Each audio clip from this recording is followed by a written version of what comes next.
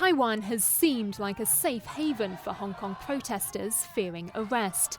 Marches in cities across Taiwan have called for Hong Kongers to strive on.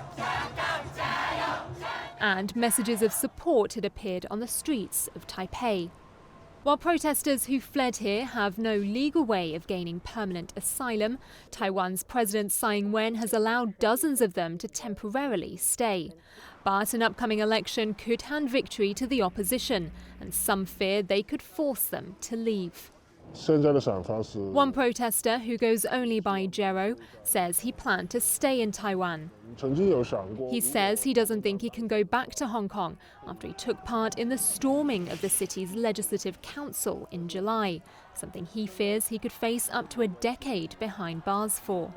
Taiwan's history is complicated.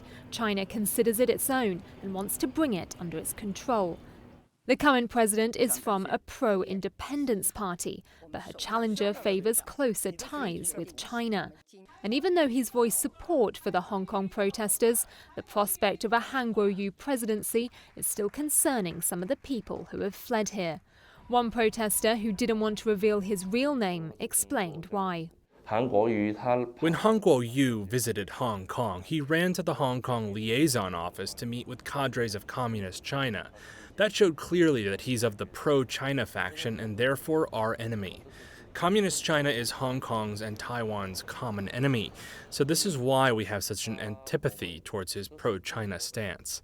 Saturday's election will see who call the shots for the next 4 years. Until then, all the protesters can do is wait.